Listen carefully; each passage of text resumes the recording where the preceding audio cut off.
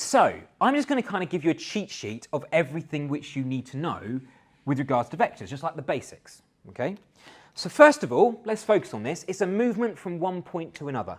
So let's suppose that's my first point. Let's suppose that's A, okay? And then let's suppose that that is my second point. Let's suppose that's B, okay? Now, if I want to describe this movement from one point to another, are you happy there are an infinite number of ways in which I could do this, okay? So I could go like out here, go round, go all the way around here, and then sort of come back through here, and then end up back down there, okay? That is one possible path which gets me from A to B. Not very efficient, but it's one path which gets me from A to B. This would be a vector, okay? Whereas, I mean, you wouldn't do this, right? If you had to get from A to B, you wouldn't go all the way around there, would you?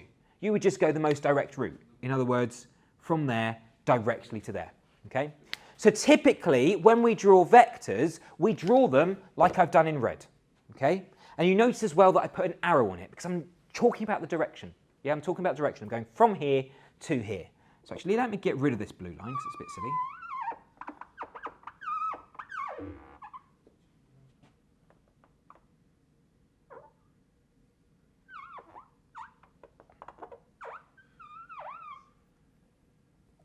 Okay, there we go.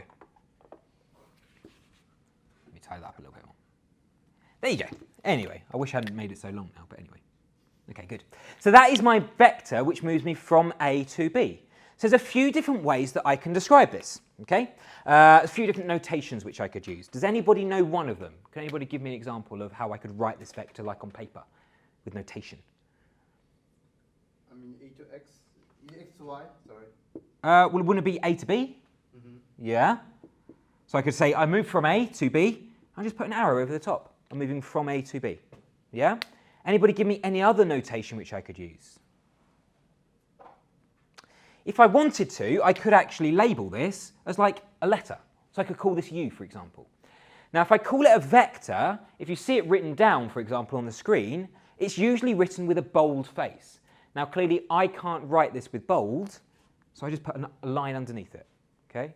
So I put a line underneath it. So I could write it as U, with a line underneath it, to substitute the fact that I can't write it in bold. But if you see it written on a screen or written in a textbook, it would typically be in bold font, okay? I could also use this notation as well. So I could put the arrow over the top. Okay? All of this is a vector. Now here is my question. Would this be acceptable? No. Why? It's B to A. Exactly. And likewise, if I wrote this down, would that be acceptable? Wait.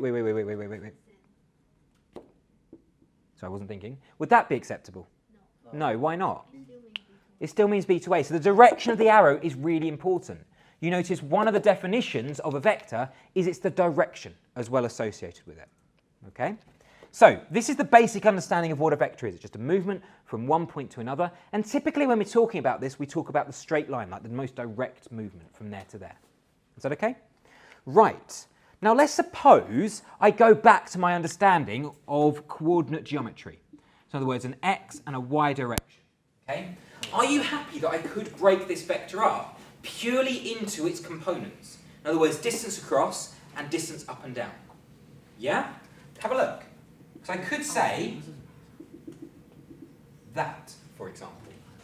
Yeah? What I've literally said here, I'm still keeping with the idea that it's a movement from one point to another. Okay? But are you happy that instead of just going directly there to there, I could break it up into left and right and up and down movement instead? Remember that path which I drew all the way around there? I said that's the same vector.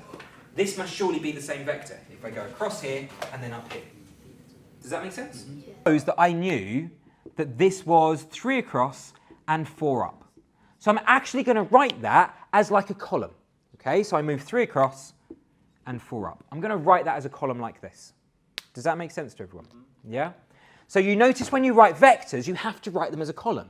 Why couldn't I write it like that? Why could that be confusing? It's a point. Exactly. Yeah? This here looks like a point on a coordinate grid. Like it literally looks like this point here.